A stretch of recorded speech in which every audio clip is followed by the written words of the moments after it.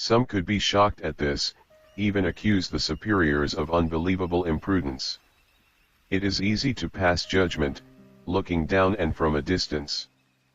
But it was 1919, when after 4 years of war Poland, finally free, was bled white. The economic situation was disastrous, the treasury empty. Private donations, family souvenirs, and numerous alliances provided the first recovery funds of the national treasury. But these heroic sacrifices did not prevent the catastrophe. A drastic devaluation of currency threatened to ruin the country. In 1914, one could buy a 2-story house for the price of 2 pounds of bacon today. And then a new storm approached from the east. The Red Army launched upon its conquest of Europe. Does the world not remember that Poland, single-handed, checked for 20 years the imperialistic designs of Moscow? The miracle of the Vistula decided the destiny of Europe.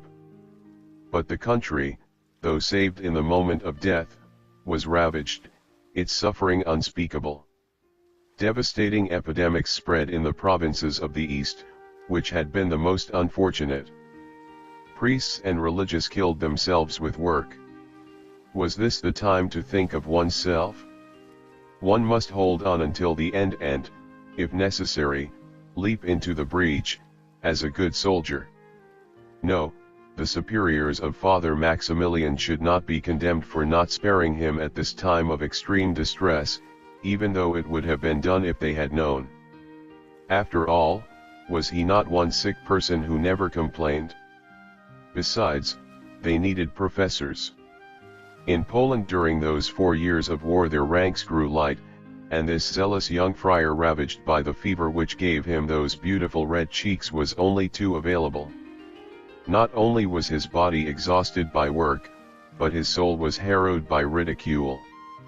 He had hoped on returning to interest all the friars of the Krakow friary in his work, not really his work but that of his Immaculata. Instead they shrugged their shoulders. They listened to him with light smiles of pity, then laughed among themselves, calling him a bore and a dreamer. Behold, the dreamer cometh. They found an even better nickname, one which was to cling to him for a long time, Marmalade. When they saw him approaching, they would whisper among themselves, "Look, it's animated Marmalade." The young priest walked very slowly, breathing with difficulty to avoid any abrupt movement which could provoke hemorrhage. He who was by nature of a quick temperament became very patient and proverbially mild. And so the nickname originated. One witness, a layman, recalls an occasion when a member of the community mocked Father Maximilian before his face, showing him how he moved so slowly at the altar during Mass. Imitating Father Maximilian's gestures, he commented, "Such marmalade." Although the poor priest said nothing, he suffered keenly. This bitter experience was not fruitless, for he later displayed an unbounded tenderness and sweetness to the sick. On this subject I gathered more than one touching testimony. Even when the coffers of the friary were half empty, the beloved sick wanted for nothing. He had an infinite indulgence for their whims. Better than a mother, one friar told me with tears in his eyes. "You must put yourself in their place," the priest would say to the hospital attendants. "You must understand them." And he would himself treat them as his best fellow workers. It was not only his cautious movements that provoked laughter and criticism, he was resented because he was different from the others. All saints are victims of this same resentment. They enter into our quiet little lives like a walking stick thrust into an ant's nest. Without willing it and often without knowing it, they compel us to make certain rather unpleasant examinations of conscience. We learn to make certain adjustments with the vow of poverty. Well, what are mental reservations good for anyway? Then along comes this marmalade to upset you with his outmoded observance. You smoke. Is it a sin to smoke? Why, no. You have even the permission of your superiors. but in the twinkling of an eye he forces you to calculate how much money you send up in smoke each year, and all that could have been done with that money. Even though he says nothing, he has a certain way of looking at you, a candid and penetrating gaze which makes you feel uneasy. A walking rebuke. What have we left with which to defend ourselves except the dread weapon of ridicule? The fact is that at Krakow they treated him as though he were harmlessly insane or at best a poor fool. One day at Grodno, when his work was at its peak, a confrere came to look around. Unable to control his astonishment, he crudely blurted out before the friars, and to think that as a student he was so hidebound, so impractical. Father Maximilian blushed but controlled himself and said nothing. Did he think then of the words of St. Paul, "We are fools for Christ," I Corinthians 4:10. He valued his academic titles and his intelligence only insofar as they could help win souls, never to shine before others. He let people say and do as they wished.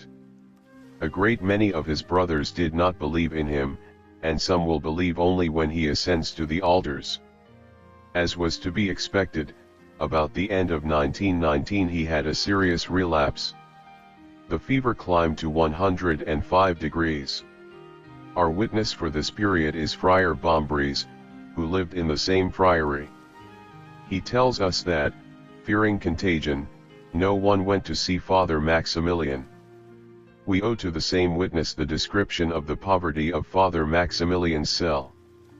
There was a cupboard and an old truckle bed with a straw mattress so worn that it sank down like a cradle. On the cupboard at the foot of the bed there was a statue of the Immaculata. Images of the recently beatified Gemma Galgani and Therese of the Child Jesus stood on the old desk in the corner.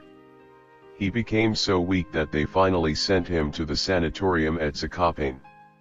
He remained there from August 10, 1920 until April 29, 1921. From Zakopane he went to the sanatorium at Nizza where he was treated from May 4 to November 3, 1921. It was a tune of apostolate through suffering, but also of direct action. He quickly sized up the situation. Some sections of the sanatorium at Zakopane were completely deprived of religious assistance and directed by persons hostile to the clergy. The rest house reserved for university people appeared to be a real bastion of unbelief. One fine day, Father Maximilian put a handful of shells or bullets in his pocket, looked with infinite love at the statue of the Immaculata, and took advantage of a walk to engage in battle. There was only one practicing Catholic in the sanatorium, which was occupied by intellectuals. From her we have an animated report of every phase of the campaign. First of all, he had a trait that we shall notice more than once. The young priest had a really irresistible charm, a single look, a smile could win a heart completely. He did so well that the students invited him to give lectures to while away the boring hours at the sanatorium. Well, he was just waiting for that. Bedridden, that single Catholic student was unable to attend his lectures. She had her comrades give her all the details. All agreed that the young priest was unusually intelligent and extremely erudite. He had a gift of convincing those who preferred not to be convinced and who therefore would not venture into his presence. He knew how to say the proper thing to each one. He possessed a real talent for reaching unbelievers. Soon after his arrival, he caused a great stir by converting 4 notorious freethinkers. Very many others went to confession. Among the most assiduous at the conferences was a young Jewish medical student of Tarnow. He grew more and more ill and one day told Father Maximilian that he was no doubt attending his last conference. The priest consoled him, saying that he would come to see him. However, access to the critical cases was forbidden. Even so, this specialist of the impossible gained admittance. Informed in time, Father Maximilian went to the dying young man, who asked for baptism and the last rites. The priest then hung the miraculous medal around his neck. The dying man was in raptures, but a single thought sullied his happiness. He feared the arrival of his mother, a formidable woman, fiercely dedicated to her religion. Set your mind at ease, my son, you will be in heaven before that.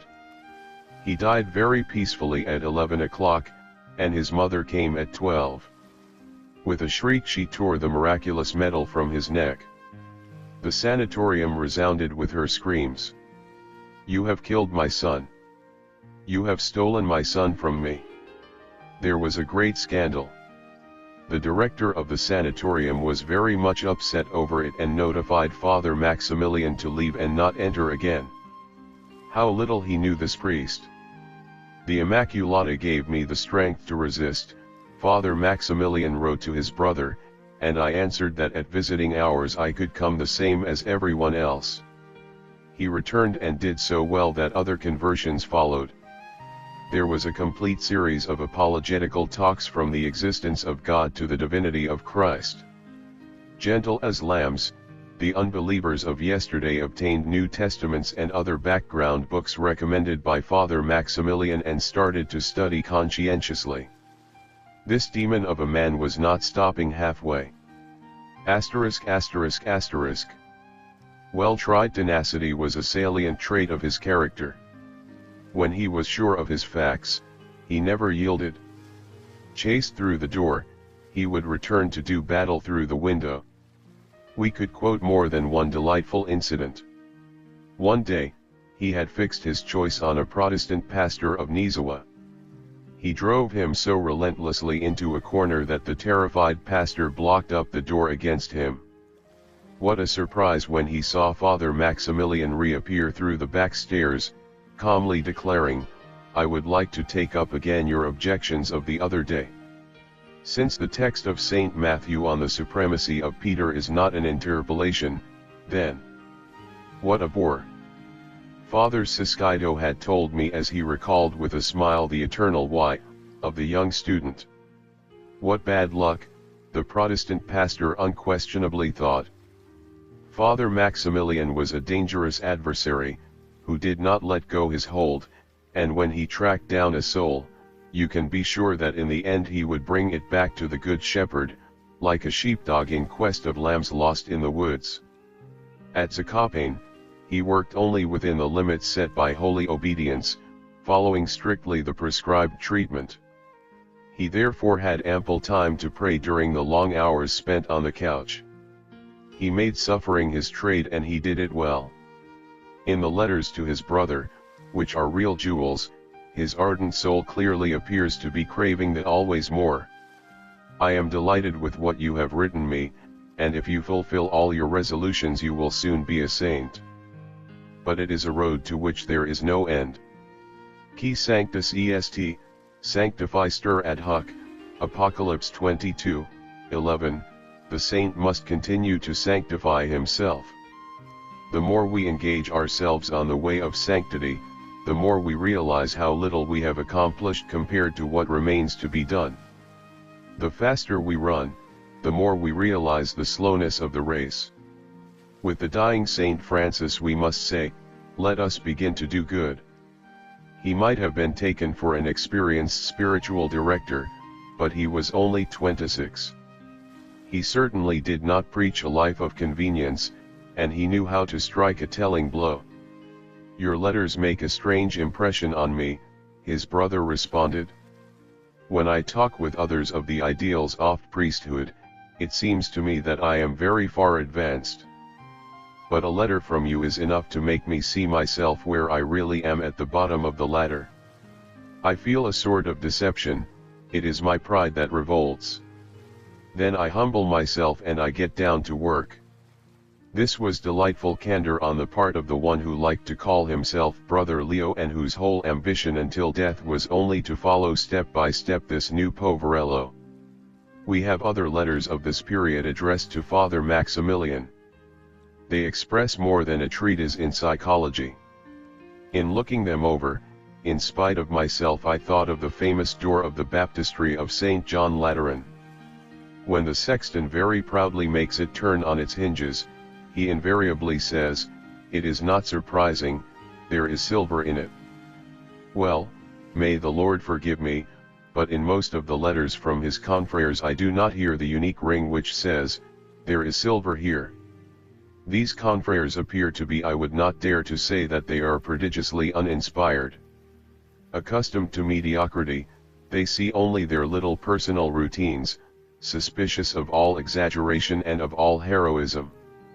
They ask only one thing, to live peacefully. The exceptional letters are the 9 of Father Venance, who died in the odor of sanctity January 31, 1921. These pages scribbled in haste by a dying man do have the unique ring of silver, the incomparable voice of the Holy Spirit. These two friars had seen each other only a few times, but their souls recognized each other as kindred. "I do not know how to explain it," writes Father Venance, "but from the first day my heart has been filled with a very great affection for you, and it has seemed to me that we share the same ideals and the same eagerness, although you surpass me in intelligence and your progress in perfection." This dying Franciscan was the best ally of Father Maximilian. Until the end, he encouraged him with letters of fresh life and incomparable humility. He did even more from beyond, where he could work with both hands. Admirable is the pact of the saints, who, from heaven to earth, from earth to heaven, do not cease to plot together, to help each other. Part 4. Chapter 8, Implementing the M.I.S. War Plan. 7 had engaged themselves under the banner of the Immaculata on that memorable eve of October 17, 1917. 2 had meanwhile died the death of the elect. The others. I dare say that only Father Maximilian, the leader of the group, interpreted his consecration to the letter, totally, absolutely and irrevocably. Certainly this is not an unkind criticism of the others, for we can safely affirm that there were holy men among them. But they had not the ample, ardent inspiration and, let us say the word, the genius of the young Polish friar. When he left Rome, he ran the risk that his ideas become anchored within the limits of a small, devout confraternity. Father Maximilian had not wanted that when he founded the Militia of the Immaculata. We cannot refrain from repeating, even to the point of tiring, that he was a man of very great desires, literally consumed by a thirst for souls, having as his objective the whole world. Nothing less than all could satisfy him. This point was such a distinctive feature of his character that all his thoughts, his plans and his works have meaning only under the light of this imposing vision. He would never say save some souls, but save all souls. And lest one risk being mistaken in giving these words a merely spatial sense, he never failed to add, those which are now on earth, and those which will be on earth, even until the end of time. I think that the word all is the one word which recurred most often in his vocabulary, and this is undoubtedly true concerning his letters. Such ambitions could be the exploits of only a fool or of a saint.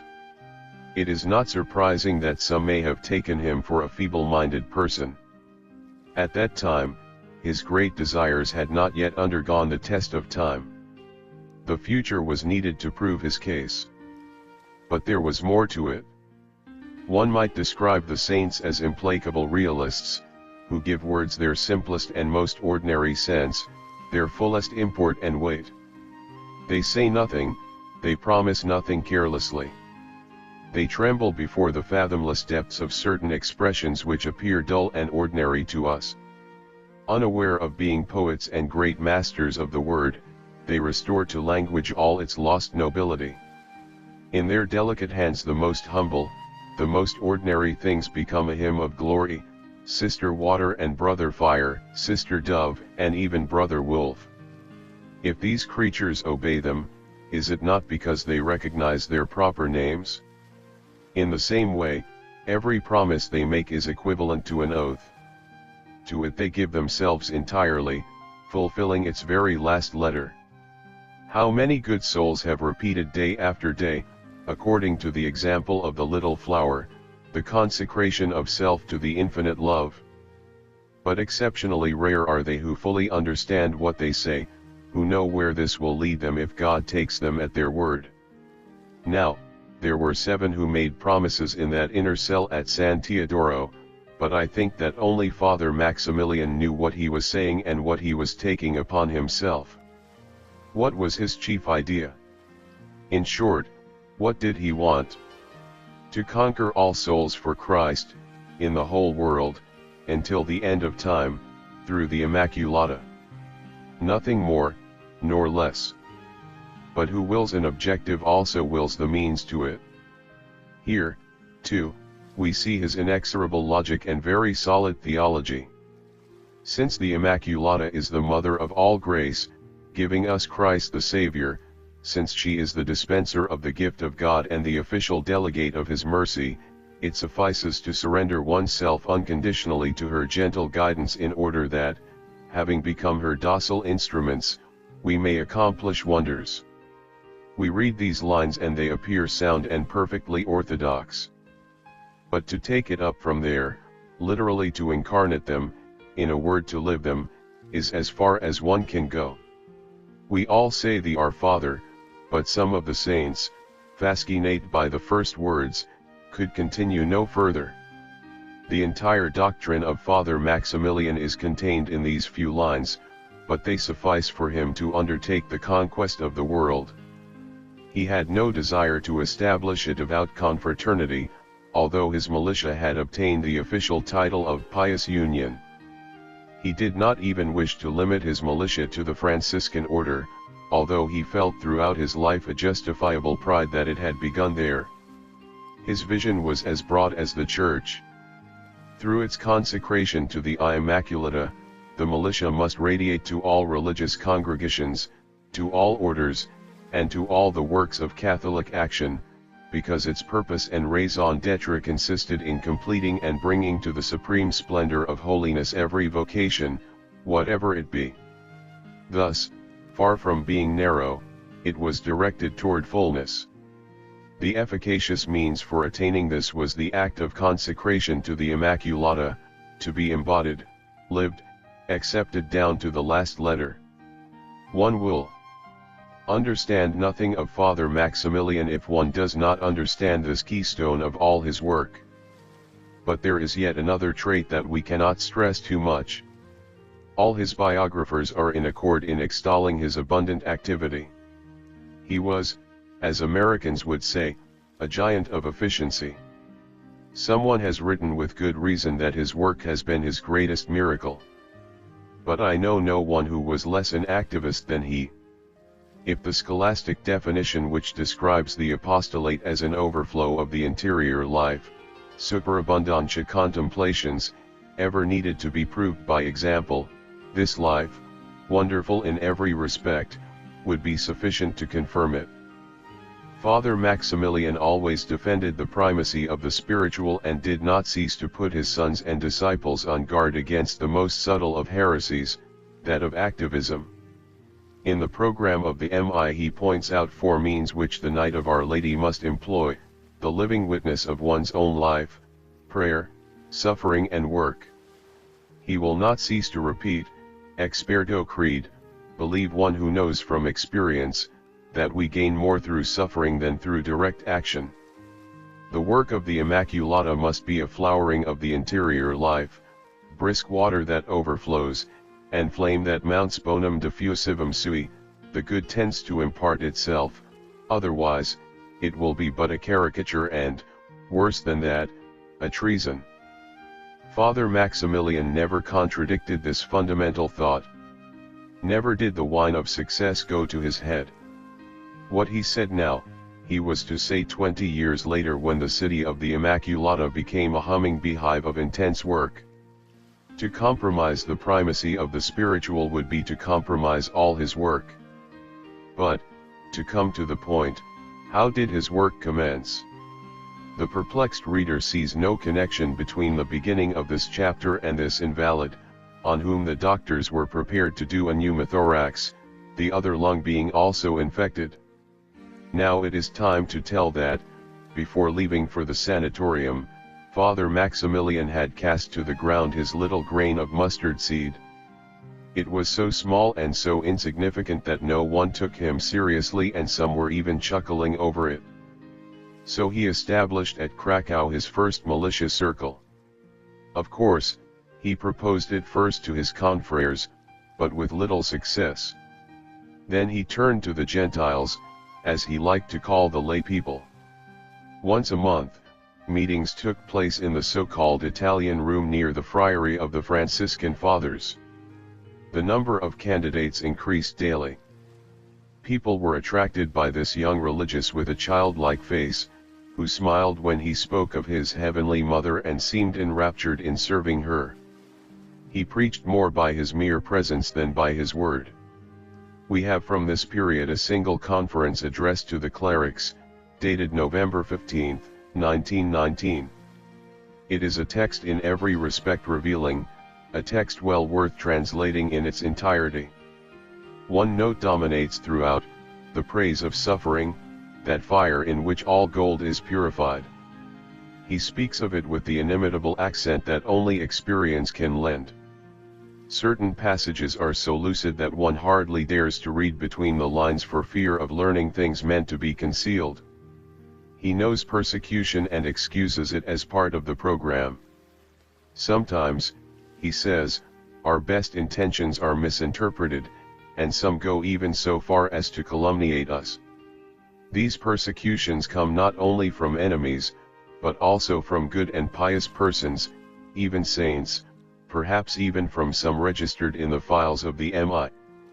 There is no greater sorrow than to see how these persons obstruct every road, desiring thereby only the glory of God as they exert themselves to destroy what we have built and to alienate other souls from us. Well, if everything is against us, what remains to us as a lighthouse and compass? The answer is clear and undeniable: holy obedience, by which the will of the Immaculata is manifested. My superiors can make mistakes, I make no mistake in obeying them. If today obedience tells me yes, I will do it; if tomorrow it says no, I will not do it, and I will never say that I made a mistake. He, in obeying, could not be mistaken, but his superiors. Seeing him so docile, did they not feel a sort of uneasiness? Above all, it is not to be thought that in finding himself so contradicted, so opposed, he felt the least bitterness. There are certain holy souls who wear their martyr's crown very much in evidence. But not he, not in the least. And it is with joy, with a very pure Franciscan joy, that he welcomed his sister's suffering. All these trials, he says, are very useful, necessary, and even indispensable, like the crucible where gold is purified. Not only useful, but desirable. When grace inflames our hearts, it stirs up a real thirst for suffering, the ability to suffer without limits, to be despised, humiliated. Our suffering testifies as to how much we love our Father in heaven and our beloved Mother, the Immaculata. Because suffering is the only school of love. There is no need to be told that he had passed his grades at the school where one learns the science of saints, the science of the cross. We will do very much more, he goes on, if we are plunged into exterior and interior darkness, filled with sorrow, weakened, exhausted, without consolation, persecuted at each step, surrounded by continual failures, abandoned by all, ridiculed, scoffed at as was Jesus on the cross, provided that we pray with one our strength for those who persecute us, and provided that we want by all means to draw them to God, through the Immaculata. Above all, the objective is to desire, and desire without limits. After our death, the Immaculata will complete our work. Then we will be able to do much more than we do on this poor earth, where, in holding out our hand to others, we must be so careful not to fall ourselves. We must not grieve if we do not see here below the fruits of our works. Perhaps it is the will of God that we gather them after our death. Let us remember that the young friar who spoke thus, as a master, was only 25. Although consumed by fever, he leaped to the attack within the month. A soul of such metal was made for great achievements. *******. The apostolate of sickness had lasted long enough. Although not cured, he felt better and his superiors allowed him to return to Krakow and resume his work. He now began the new phase so long desired. The membership of the MI nourished so well that the Italian room could no longer accommodate them. Moreover, very many who lived in the suburbs complained that they could not attend the meetings. A centralized meeting place had to be obtained as soon as possible, and there was need of a modest bulletin or at least an inexpensive circular. The superiors could see no reason to disapprove. On the condition, they said, that you can raise the funds. Your friary is too poor to furnish the money. If they expected to discourage him by refusing the means, they certainly did not know him very well. For love of his Immaculata, Father Maximilian was determined to beg. He later confessed how painful this was. Before knocking at the first door, he turned back 3 times. 3 times she violently forced himself to return. Finally, with extreme reluctance and blushing in shame, he asked for money toward this uncertain and unfeasible project. A charitable priest of Krakow was his first fortunate victim. These few alms and the subscriptions of the members of the MI, who were almost all very poor, defrayed the expenses of the first issue of the bulletin. It appeared in the month of January, in 1922, at the height of the crisis, when the most solidly established reviews were falling off. Humbly, unpretentiously, without a claim and without a cover, it made its first appearance with this word of apology from the editors: because of lack of funds, we cannot guarantee our readers regular delivery of the review. It had a significant title, The Night of the Immaculata. The poor priest had no assistants. He had to write the first number practically alone. Furthermore, he was gifted with no special literary talent in the ordinary sense of the term. He had better than that, a transparently clear style, a flair for the right word, a holy zeal that spread to everyone. What mattered all the obstacles? He went ahead. The second number was sent to press. Meanwhile, devaluation was running its course. When time came to pay the printer, he had not a penny. The guardian of the friary had expected just this. Shrugging his shoulders, he quoted a Polish proverb. "This is what happens, my son, when you try to attack the moon with a spade. It is now your affair to clear yourself without jeopardizing the friary." Then the Immaculata intervened directly. After Mass, the poor editor in distress found on the altar of the Blessed Virgin an envelope containing money, the exact amount of the printing bill. A clumsy hand had written, "For my dear mother, the Immaculata." Without a moment's delay he ran to his superior. There was general astonishment. The so-called coincidence was too striking to bear discussion. Father Maximilian had permission to dispose of the money, which he did. The growth of the little blue magazine was thereafter an uninterrupted miracle. Even if there were not so many spectacular coincidences, numberless facts combined to indicate the more or less direct intervention of divine providence. With characteristically vivid faith, Father Maximilian put high the bottom of the worthless cardboard box that he was using as cash box a picture of Blessed Joseph Benedict Cotalengo and named him his cashier. It was well for him that he did so, for the founder of the Piccola Casa did not find himself out of his element. In this hectic business of editing they thought only of maximum output for today, never of tomorrow. Providence was taking care of tomorrow for them. Someone who knew him very well told me, there are in the life of Father Maximilian 2 miracles that should be sufficient to canonize him. First, his health. He had only 1/4 of a lung. Then, his work. Starting from nothing, it flourished contrary to all the expectations of so-called common sense. No one ever completely understood it, not excluding Father Maximilian himself. Moreover, he was satisfied that the Immaculata, and she alone, keep the secret. His confreres did not encourage him at all.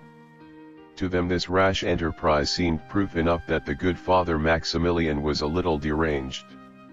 Some were even openly hostile. One of them exclaimed that their holy founder, Saint Francis, intended them to preach and hear confessions, not publish magazines. Such objections face ready rebuttal.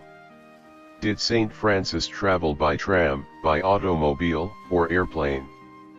Were there printing establishments in his time?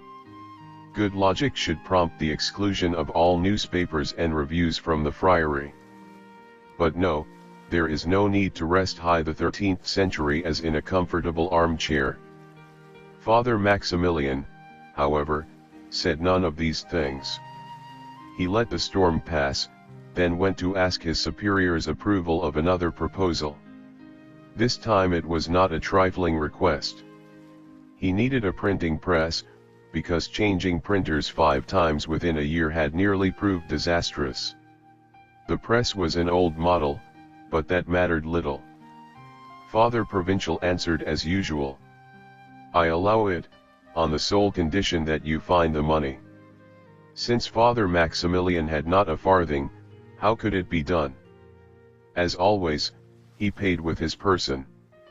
If saints accomplish the miraculous, we do not generally know what it costs them. Visiting the friary at Krakow was an American priest recently arrived to view the rehabilitation of Poland. During recreation, some decided to amuse the visitor at the expense of the poor editor. They began by criticizing his review for poor presentation and inferior contents. Another laughingly pointed out Father Maximilian as the priest whose plan it was to conquer the whole world. A third in mock confidence revealed that this poor simple priest was dreaming of setting up his own print shop. What a pity that he had so few pennies and so many debts. Father Maximilian said not a word in self-defense and showed no slightest sign of anger. Humiliated, he cast his eyes down and covered his mouth with a silencing hand. We can envision him with that characteristic movement of his head, externally calm but cut to the quick. His hand over his mouth made doubly sure that no impatient word escaped. The American father showed his distaste for these jokes. These so-called wild ideas of Father Maximilian, far from shocking him, helped him formulate his opinion, coming from the United States as he did. The young priest wanted to buy a printing press. Why, he might have wanted that himself. Quietly but coolly, he spoke. My dear fathers, instead of making fun of him, would it not be better to help him pay for the machine?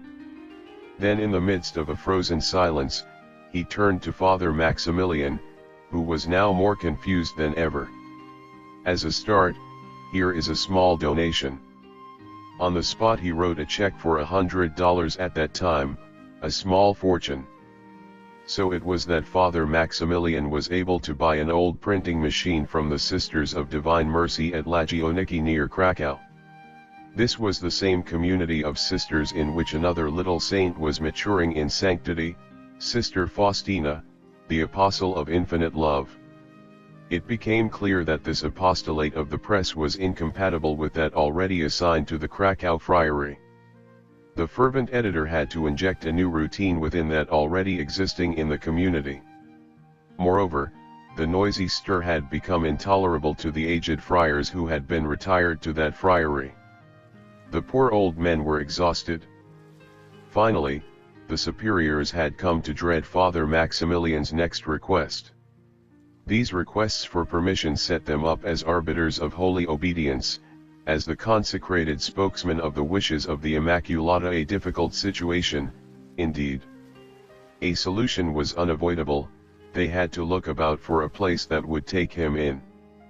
Then the idea struck. They would send him to Grodno, at the other end of Poland. The building was already falling into ruin, and certainly they couldn't be criticized for sending him there. With complete honesty they could recommend the healthful climate of this old Oriental city, today in full decline. So the poor knight of the Immaculata would find himself in the wilderness, but, at least, those in Krakow could breathe more easily. How many times will we overhear in Father Maximilian's letters his sad complaint, "Oh, Krakow! Oh, Krakow!" Only God knows how much he suffered there. He suffered in his body and in his soul, but the affliction of soul was gain. This expression of anguish was wrenched from him, not indeed because of his own sufferings. He was tormented by the thought of some souls dedicated to perfection being engulfed little by little in a life of mediocrity. He suffered so because he envisioned the cause of God at stake. Chapter 9, Grodno, or the Secret of the Miraculous Draught of Fishes. Saints have a certain way of working wonders which we overlook through our nearsightedness.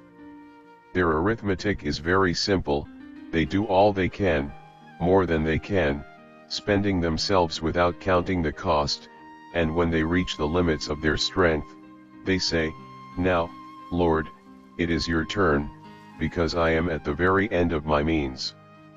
Is this not their way of driving a bargain with infinite love? Father Maximilian, who knew all the tricks of the saints, engaged himself in his wild enterprise of universal conquest with nothing to his credit, not even health. He asked but one thing, namely, to use even to the end of his tether the little strength left him. Each instant of his life and each drop of his blood he converted into a holocaust and then let the Immaculata act. "Mother, I have done all I can, you will do your part and do it well." Would not the all-beautiful and the all-good Queen be taken at her word? One day during his illness, he asked the friars to put his glasses and his watch at the foot of the Immaculata statue. They thought he was delirious. Then he smilingly explained, "My glasses are my eyes, my thought, my work. The watch is the time that I have left. All this belongs to her alone. It does not belong to me any longer. I have given all to her. Then, is it not proper that she use it as she pleases?" His sole desire was to be an instrument in her mighty hands. He became just that and learned very quickly the art of making his nothingness bear fruit, because nothing pleases the Blessed Virgin more than poverty of means. At Grodno, the city with a glorious past but now fully in ruin, he was helped by her to his heart's content. His only springboard was his superior's authorization to start from zero. As assistants, he was given a lay brother and a brother candidate. The former, Friar Albert Olzakowski, was literally to die from overwork in this loving exploit. Later, Father Maximilian would often invoke him as numbered among his heavenly reinforcements. When he arrived at Grodno on October 20, 1922, the friary was a shambles. They let him do as he wished, but he found among the very aged friars retired there neither support nor understanding. Only the good Father Fortin, guardian of the friary, allowed himself to be gradually won to the cause. In the end, he proved to be a priceless help, for he too, an invalid tubercular, went to join the troops in heaven that he might work hard there for the cause. The house was large and 3 rooms could be assigned to the use of the unpretentious little periodical. The first sheltered the administration, the second was called the print shop, the third was assigned to the shipping. The editing office was in the cell of Father Maximilian, the floor of which was heaped with newspapers and reviews, for there were neither shelves nor closets. They called the machine bought with the $100 old grandmother. It took no less than all one's might to operate it. 60,000 turns were required to print 5,000 copies, the circulation at that time. All the personnel worked from morning until night and often from night until morning. It was an exhausting and very unhealthy work, for it demanded an almost uninterrupted bending position. We have the memoirs of one of the friars who confesses that, although he was very young at that time, he was sometimes worn out and every minute seemed an hour to him. Father Maximilian worked as the others, even more than the others, since he was not exempt from either the breviary or any of the conventual obligations. He heard confessions just as the other fathers, often for hours on end. He did penance for his so-called journalistic sins by performing punctually all his other duties. He was often sent on sick calls to distant villages and would not return until night, exhausted by many miles of travel in a wretched cart. The brothers likewise could not attend to the printing until they had finished the duties of the house. They cleaned, cut wood, and did the housework in the priest's quarters. The food at that tune was absolutely insufficient. The cash box of the friary was often empty, but for nothing in the world would the brave little group draw money from the Immaculata to buy a few extras. The money from the review served for only one thing, to increase the printing, to build up the stock of tools. The laborers did not count. We ought not to picture Father Maximilian as a merciless boss, stingy with wages and thinking only of production. He would curb the friars, but, transported with holy enthusiasm, they continually begged him not to spare them, since they also wanted to spend themselves for love of the Blessed Virgin. The true story of these marvelous beginnings shows Father Maximilian as a splendid trainer. He preached only through example, but that was sufficient, for heroism is contagious. Is it not sometimes only the first step that hurts? The little board of editors lived for years, almost without realizing it, in an atmosphere of heroism. Soon afterward, another brother came, bringing with him a hidden fear. In sending him, the provincial had informed him that he was going to work with the worst taskmaster who ever existed. It is to him, Brother Gabriel, that we owe these touching memories. The 5,000 copies of the printing were quickly distributed, but devaluation continued to slump, and wages grew more meager.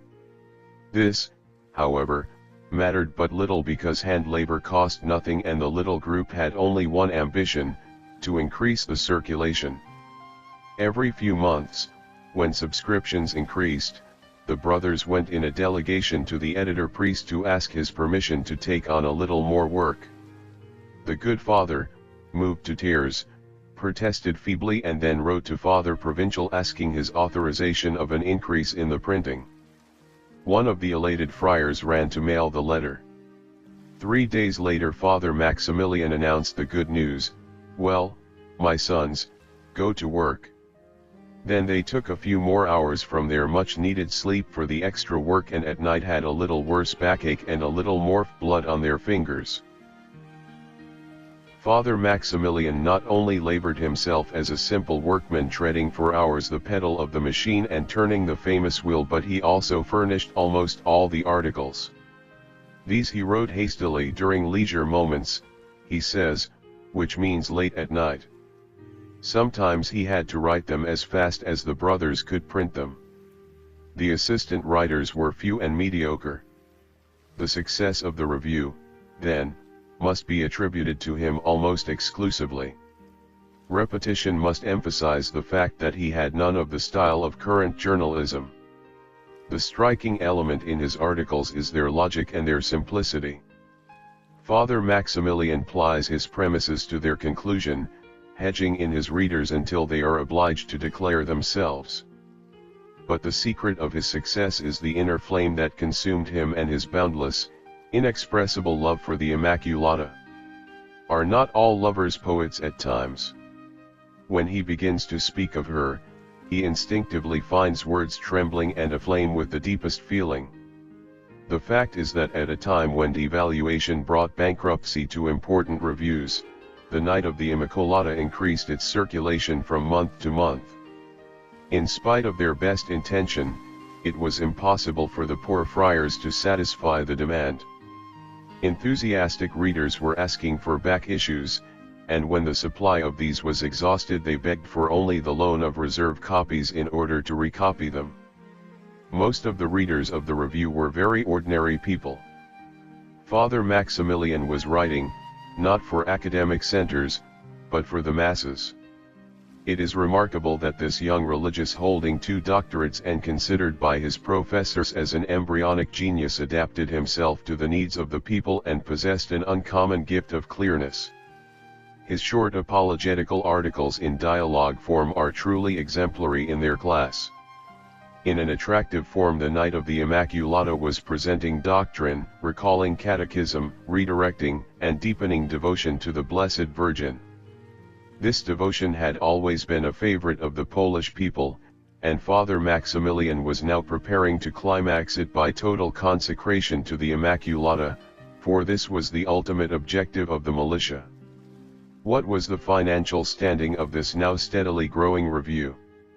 I answer unhesitatingly that the kingdom of God was sought before all else, with an absolute confidence that all the rest would be superadded without fail.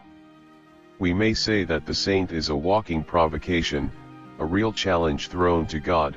Lord, you have promised much. Now I take you at your word. You must comply. At first they sent the review gratis to anyone who asked for it. You can be sure that everyone was eager to receive these free subscriptions. Sometimes the brothers were a little fearful of the great number, but even until the end Father Maximilian would not give up this form of propaganda. He gave his readers his absolute confidence, but he engaged their consciences. For instance, he wrote, "We offer free subscriptions very willingly to anyone who is unable to offer anything for the work of the Immaculata, even by depriving himself a little." The shot hit the mark. As a result, touching letters started to pour in. One read, "I gave up smoking in order to be able to pay my subscription and that of one of my neighbors, who is an infidel." Another, "After High Mass, I had the habit of going to the tavern. I stopped going there and offer these few pennies to the Immaculata." Still another, "Instead of buying myself a dress, I send you the money. This will allow you to offer a few free subscriptions." With his unfailing instinct, Father Maximilian had chosen the right plan. There are among our people fathomless resources of generosity, but to make them vibrate we must first extend confidence. The working man and the peasant recognized himself in these brothers, sons of the soil who were working so hard for the glory of the Immaculata. Father Maximilian had struck upon the excellent idea of publishing reports with photographs of the brothers in religious garb putting the review to press. This was truly revolutionary. Until then, most people naively thought that a religious did nothing but pray all day and had nothing in common with the working man. As a result, many candidates applied, but on the condition that they be able to work with Father Maximilian. The situation was becoming delicate and the long-established conventual customs and routines were straining like old barrels with new wine. Father Maximilian was in process of discovering an unprecedented formula of religious life admirably adapted to the needs of the apostolate in the world of today, worker brothers in a working/nans world. Fortunately, the superiors did not see the future, for, had they done so, they would have been alarmed. The grain of mustard was growing slowly but vigorously and was becoming a fact to be reckoned with. Have we the right to reject candidates because they place the condition of working with this nut? Father Maximilian, they asked themselves with dismay. For, truly these superiors were good religious, and to impede a genuine vocation was to them sinful. If only this intrepid priest would give them peace. If only he would take responsibility. But no, instead he writes, "I will blindly fulfill all your desires, because they express to me the will of the Immaculata." What a plague he is! Contradicting him would be easy enough, but who would dare to hinder the plans of the Immaculata? Then, they mused, let him alone for the present, we will see later, but later will be too late for restraint. The city of the Immaculata with its 700 brothers could not be dissolved in an instant. A review reaching for a circulation of 1 million does not obey like a door-tending brother.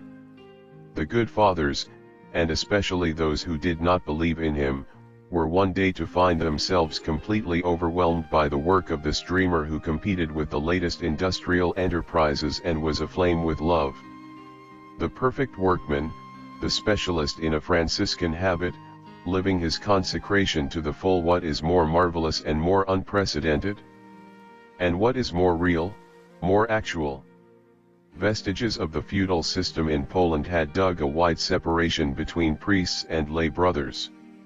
The latter, representing an inferior class, were engaged in hard toil and lived apart. At the foundation of the order, however, such had not been the intention of Saint Francis, himself a simple brother. In returning to the original idea, Father Maximilian was on the way to revealing the extraordinary opportunities of the work and thought of the Poverello. The removal of class distinction was a fundamental need.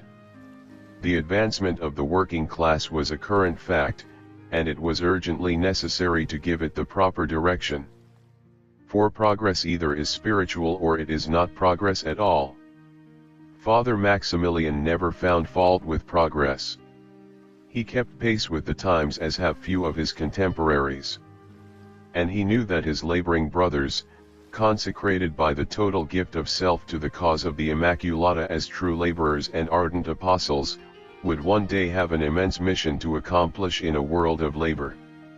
The world of the working man, now in the embryonic stage, is the bone of contention between two religions, two mystiques, which struggle without mercy, that of the Christ of Catholicism and that of the new Prometheus of communism.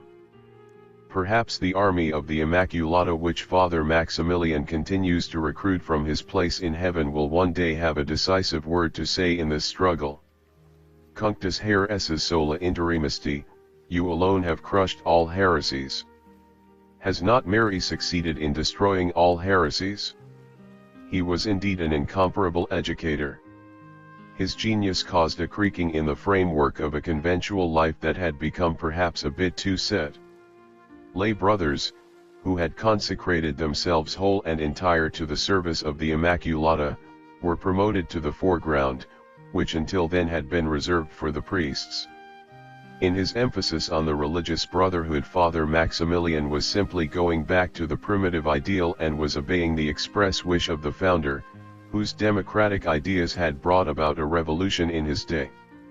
He approached the Poverello, however, in more than one trait: his ardent love for holy poverty, his heroic obedience, and his desire for martyrdom, above all, his measureless and overflowing charity.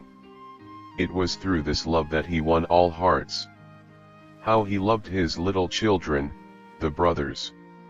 We have several photographs showing him with groups. They listen, literally drinking high his words, and press close to him as little chicks around a mother hen. He had an exquisite tenderness with souls. Always extravagant in love, he took time daily to write letters 6 pages long to one scrupulous person. Friars could always knock on his door, whatever the hour of night. With what love he welcomed his little lost sheep, his prodigal sons. Is it surprising that vocations were numerous? Moreover, he did not admit to the service of the Immaculata all applicants merely for the sake of manpower. He took only the carefully selected and did not hesitate to send away specialized technicians when he discovered that their intentions were not sufficiently pure. With Father Maximilian it was all or nothing, and he would not tolerate halfway measures. Meanwhile, at Grodno, the good old fathers were murmuring among themselves. Has anyone ever seen simple brothers given such important charges and put on equal footing with the clerical members of the community, assuming the same responsibilities? Why, he turns the world upside down. Come, let us keep each in his proper place. Besides, what will he do with this overflow of vocations? Prudence demands a certain proportion between priests and brothers.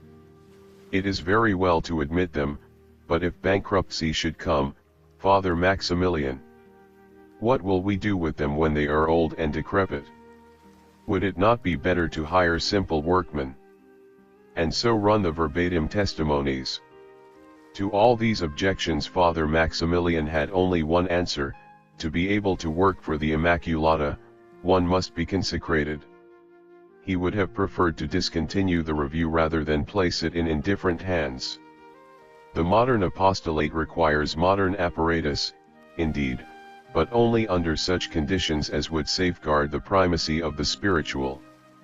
The work of the Immaculata would not be a perfect enterprise if it were simply commercial, even if it met with modern technical requirements and was flawlessly written. The work of the Immaculata is infinitely more than that. In short, what he was about to effect poorly, simply, humbly, or, better yet, what his lady and his patroness, in the strong sense of the term, condescended to accomplish through his docile mediacy was the consecration of the working world of today and tomorrow and the spiritual uplift of the working man. Like a battalion, humanity progresses with a vanguard to lead the serried masses. These leaders are the spiritual summits that determine the climate of the plains.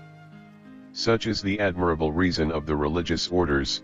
The Lord invites them to the tremendous responsibility of being the summits. Through the ages, each social form calls for its consecration and its spiritual vanguard. There was a time when the forms of chivalry, half barbarian and half pagan, were confronted with the ideal of the chivalry of Christ, the defender of the persecuted and the innocent. But the epoch high which we live opens other tournaments to man intoxicated by his technical conquests. The modern chivalry is the world of the working class progressing with its vast potentialities and its immense deficiencies. Is it sufficient to give it back to Christ the way it is? Does it not need as model and springboard a renewed religious order of workers, genuine but consecrated workers living their lives of labor fully and ever revitalizing them by a complete and unreserved self-surrender? This is one way to transform the machine into a canticle of praise. Through the Incarnation, Almighty God yielded himself to time. As a corollary, the most heavenly works obey the laws of growth. The work of Father Maximilian fits into this pattern, for at Grodno he groped along and only in the translucence of his guide, the Immaculata, did he discover by slow degrees the reason for his work. The brothers worked in perfect joy, although they were in need of the very necessities of life. From time to time, Father Maximilian went to Warsaw and brought back gifts for them, not really gifts, for these were not expected, but tools and supplies for the work. We would run like children to meet him and happily take the things he brought back to us: for Friar Albert, a few pounds of printer's type and a box of colored ink; for Friar Joachim, several thimbles and some brass wire; for the administration offices, a few reams of paper.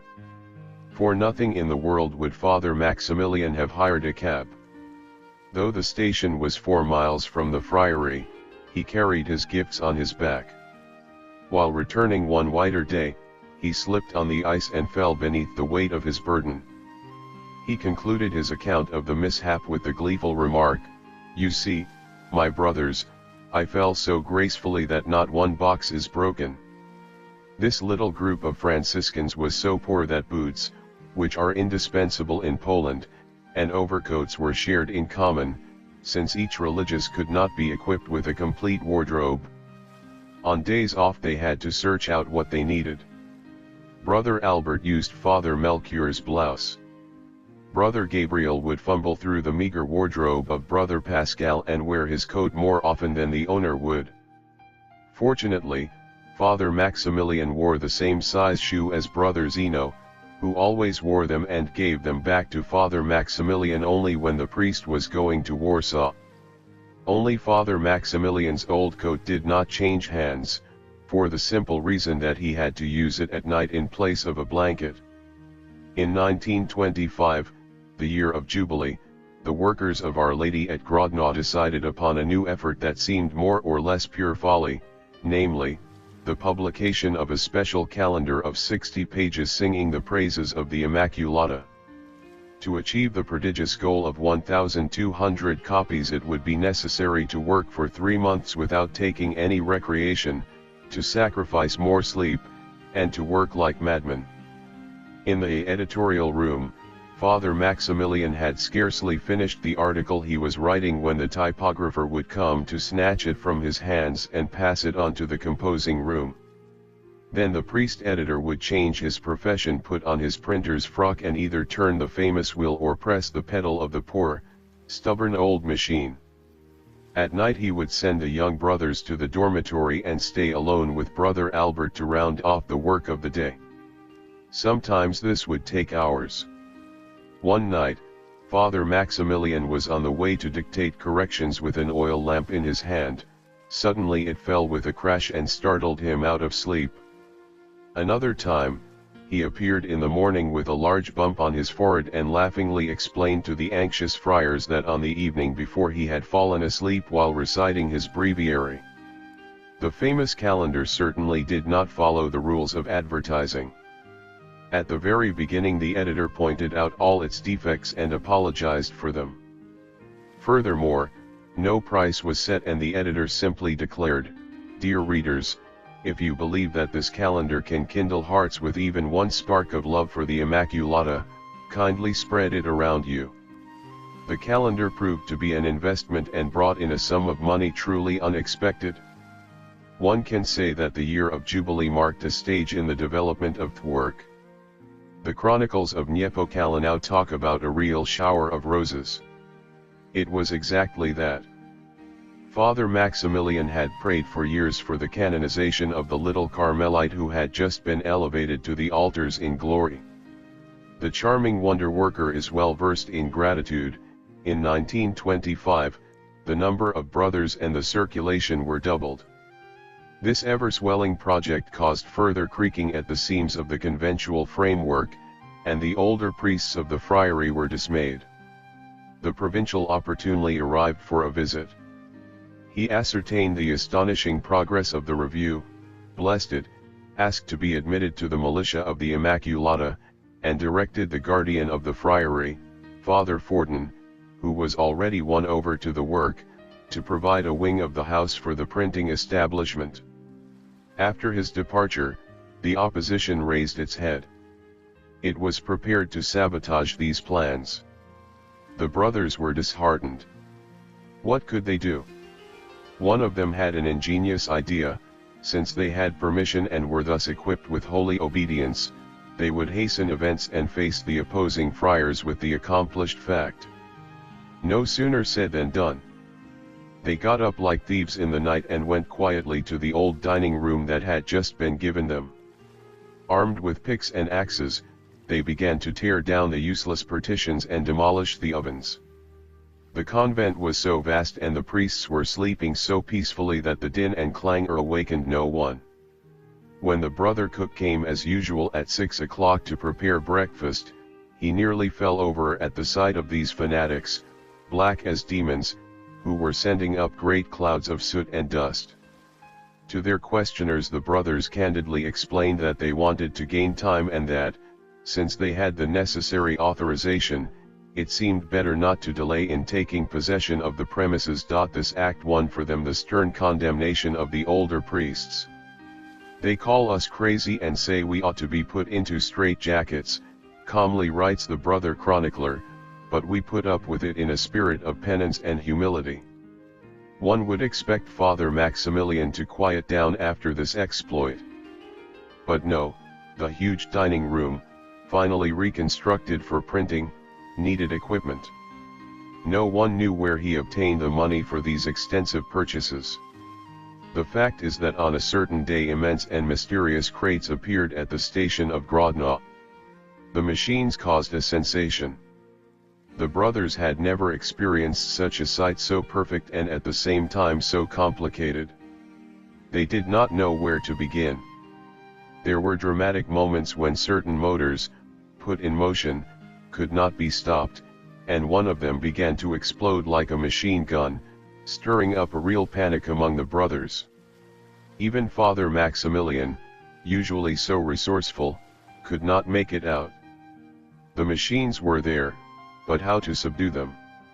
It chanced at that precise moment that a mechanic, a specialist in that line, applied for admission to the crew of the Immaculata.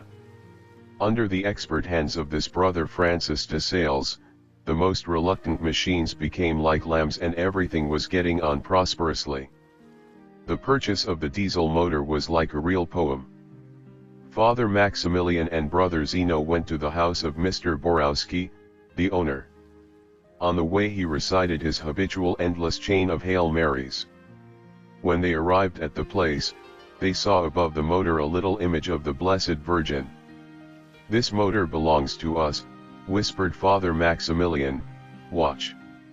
And, in fact, at the end of a rather long conversation the sale was concluded with a reduction of 35%. Mr. Borowski himself installed the motor in the new printing establishment. During the installation he secretly confided to one of the friars that he had not been to Confession in 20 years. This brother repeated it to another under the seal of secrecy, of course, and soon the sad news went the rounds of the community. What to do? Mr. Borowski did not even want to hear the word confession. "Pray, my sons," Father Maximilian said.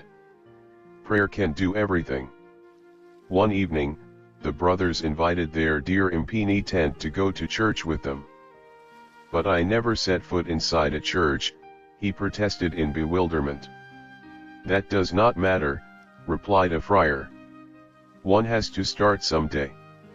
No one will see you, because you will be with us in the choir stalls behind the altar." That seemed to settle it, for he went along. Unfortunately, or by design, he had to kneel awkwardly on a prie-dieu to which was attached a screen. Father Maximilian passing by saw the trap. Rejoicing, he put on his confessional stole, sat down behind the screen, and asked, "Well, my son, how long since your last confession?" "Our friend, Mr. Borowski, was cornered," related the chroniclers. "After a long time, he arose with tear-stained face, confessed and absolved. After that, time spent in church never seemed long to him. You see, my brothers, how the Blessed Virgin has rewarded his services to her," beamed the priest. ******. One would have supposed that the workers of Our Lady would now enjoy a certain period of calm in the plan of work finally adopted. It was not so. The methods of the Immaculata are quite different. Progress is made, but through the cross and in proportion to the trials. As it happened, the year 1926 saw a hailstorm burst upon the enterprise at Grodno. Father Maximilian had a serious relapse. His superiors sent him at once to Zakopane, where he stayed for 6 months. His brother, Father Alphonse Kolbe, replaced him and asked only one thing, to follow him step by step. Unfortunately, he had neither Father Maximilian's stature nor his genius. However, his humility supplied what he lacked in talent, and he was always to be Father Maximilian's most faithful collaborator. For the present he had to solve all problems alone, since his brother had received orders not even to think about the publication. Naturally, he gave the order his heroic and literal obedience. The next setback was the death of the veteran of the crew. Brother Albert Olzakowski went to swell the ranks of the troops in heaven. Amidst these reverses, which could hinder or even stop its growth, the Little Blue Review expanded more and more, sending up its circulation like tendrils, despite all human predictions. At Zakopane, Father Maximilian again took up his role of the sick man. He suffered and prayed. He spent his whole day high prayer. "When at times I am tempted to worry," he wrote to his brother, "I immediately say to myself, 'Silly one, why do you worry? Is this your work?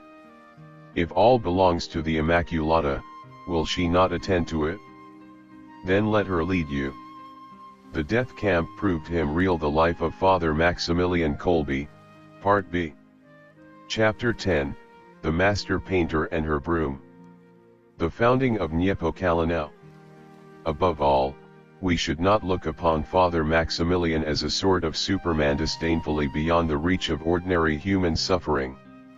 Saints suffer as we do, even more than we, for they are gifted with such keen sensibilities that a mere trifle can affect them. The essence of suffering is its apparent absurdity, its element of what is the use. Like death, which it anticipates, it is a negation of the integrity of nature. The cross will not cease to be a scandal until the end of time. The saints do not escape suffering, do not dominate it, they simply embrace it in full darkness, in the paradoxical ignorance of faith. The seed that dies knows nothing of the future harvests, otherwise, where would be the cost? The grain that dies remains buried in the earth. It is the sun that brings it forth, but the grain knows nothing of this. Then come the day when it makes its dazzling discovery. Father Maximilian's second retirement to Zakopane was the greatest ordeal of his life. Like a disabled soldier evacuated from the front, he felt utterly useless. The doctors did not give him much hope. In his letters he often alluded to his death. For the sake of the work, it would perhaps be better that I do not return. His physical suffering was tinged with the agonizing thought that he was a burden or perhaps even a hindrance. He was in the dark, saw nothing, understood nothing, he lived deep within himself. A commonplace trial, but how full of anguish. In his letters to his brother, he steeled himself against revealing too much. He formerly wrote from the abundance of his heart, in the full joy of light, but now he limited himself to strictly technical problems, to the answering of questions. Of his soul he said nothing, to his ideal he made but infrequent and timid allusion. This was not the time for words, but for fruitful silence.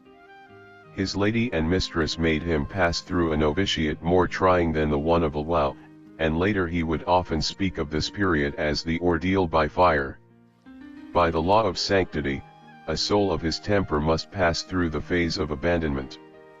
In a revealing letter, he put the novices of Grodno on guard against attachment to sensible graces. You must expect periods of darkness, anxiety, uncertainty, fears, temptations, sometimes harassing physical suffering, but also mental suffering, which is infinitely more acute. In this violent tempest, what was his buoy, his lighthouse, his only hope? She who has always conquered evil and who is bathed at every instant in pure light. If he no longer saw her, so much the better. Is it not the proof of deepest love to give without asking anything in return? Henceforth, in his letters and in all his writings there was a new note of poignant sweetness expressing a charter of complete surrender. The pact was consummated in the dark night of the soul. Have no confidence in yourselves, but in all your temptations and trials surrender to the Immaculata and surely you will triumph. And he finished the same letter with this touching desire, I want you to love her so much that you will be completely unable to live without her. Indeed, it was no human remedy that restored this man who had been so close to death.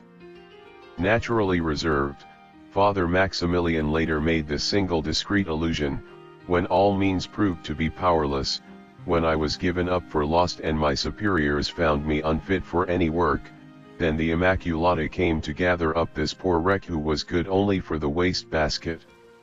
She took this good for nothing and used him to spread the glory of God. Let us imagine a great painter who would paint a masterpiece with a shabby broom.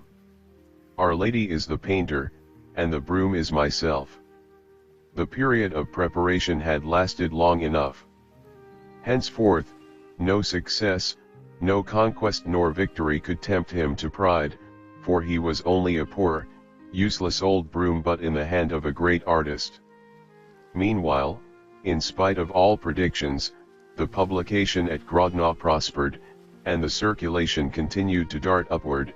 In 1924, 12,000 copies, in 1925, 30,000, in 1926, 45,000. The ancient friary of Grodno was filled to overflowing. The older fathers murmured, but let us not be too quick to blame them. Life in the company of the saints is not always comfortable. True, Father Maximilian was not there, but his brother, Father Alphonse, a real lamb of the good Lord like Brother Leo of the Fioretti, had only one ambition, namely, to imitate his brother in everything. This meant, go ahead, always ahead. The unsympathetic priests were practical. The ideal of the Poverello had shriveled a bit in the course of the centuries. We are no longer in the heroic period of the order.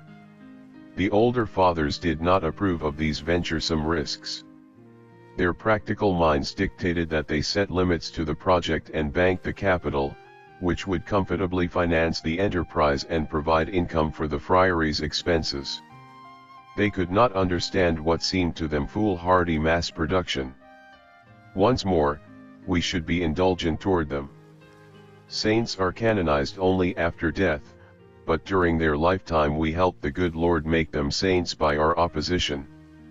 Surely, nothing roots them more firmly in perfect charity than persecution by the good, by their brothers.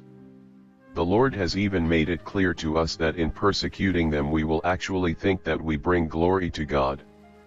These persecutions, then, are quite normal. Divine Providence intended the laborers of the Madonna to work elsewhere.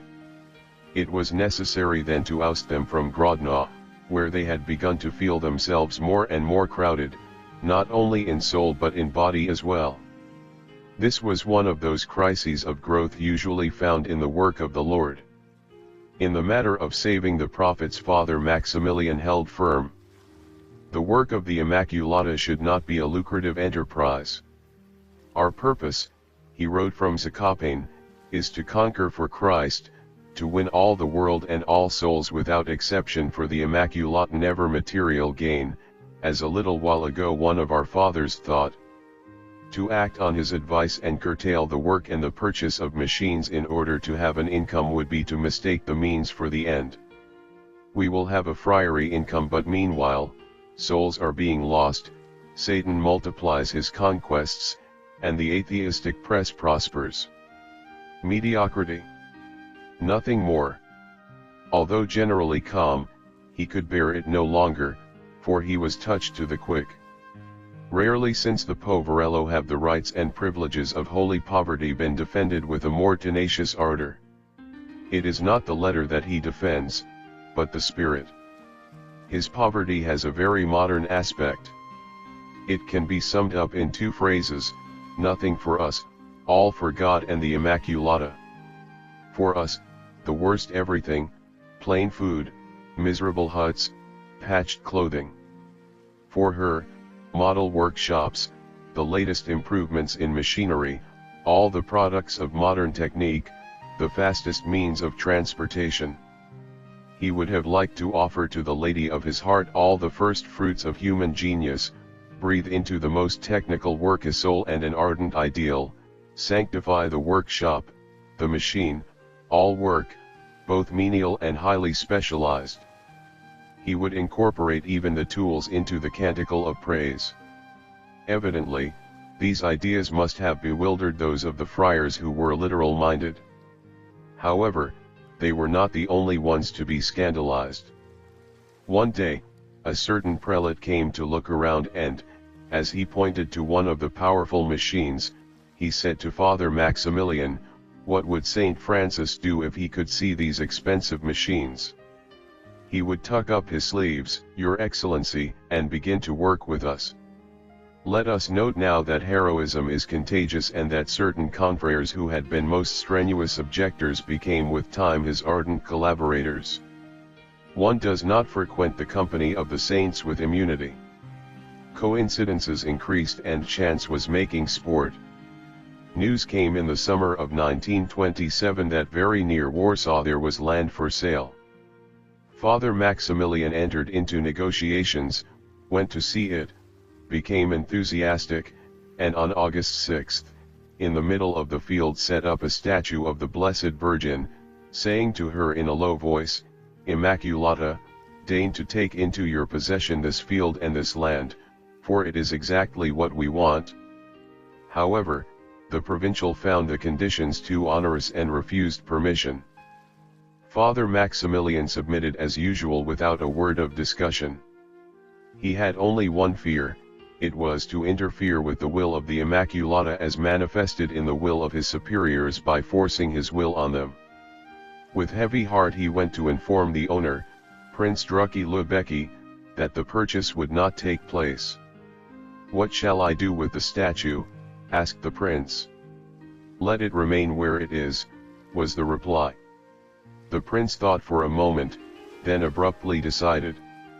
"Well, take the land with it. I give it to you for nothing." Then and there Father Maximilian wrote a letter to the provincial to announce the new state of affairs. The final permission arrived at Grodno. Father Maximilian opened the letter in the workshop, where they were printing the latest issue of the review. Then he called to the brother laborers, "Let us fall on our knees, my sons, to say thank you to the Blessed Virgin." And they recited 3 Hail Marys in the midst of the whirring of the motors. ******. The first group of workers left immediately to prepare for installation. Under the smiling eyes of the Immaculata, they began to build rough barracks. They were too poor to treat themselves to the luxury of hired labor, and they had to economize strictly in time, labor, and money in order not to curtail the publishing of the review. The peasants of the surrounding country, filled with pity, brought provisions to these religious, who were not at all proud, who scarcely thought of food but came to their work in the morning with only a large loaf of bread. In addition to bringing food, the peasants also lent a helping hand. A sacred alliance was concluded in the sharing of the same sweat and the same work. Henceforth, people would call the city of the Virgin our Niepokalanów. Father Maximilian was the first at work and did not spare himself. It was the month of October, and every morning the surrounding fields were white with frost. He often had to sleep in the open air or in the barracks with its gaping holes for windows. He went to Warsaw every day and came back loaded with packages. Only a year previous, the doctors had prescribed for him a very calm and regular life, most nourishing food, much rest and sleep, and above all no carrying of heavy loads. How did he manage? That is the secret of her who is the health of the sick.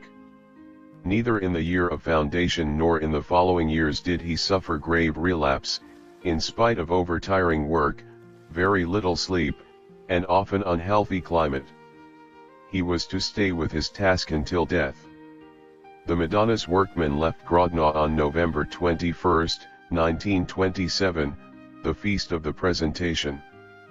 They arrived at Niepokalanów the next day and had to help immediately with the building of sheds needed for the printing establishment. They cooked in the open air, and not too bountifully, for there was no time to lose. Fortunately, the peasants of that area, stirred by so much enthusiasm and such poverty, attended to the feeding of these young workingmen in religious garb and called them simply little brothers. There were 20 friars at the time, 2 priests and 18 religious brothers. In the beginning, the privations were extreme and they had to beg for the necessities of life. All for the Immaculata. But the faithful Virgin watched over the progress entrusted to her care.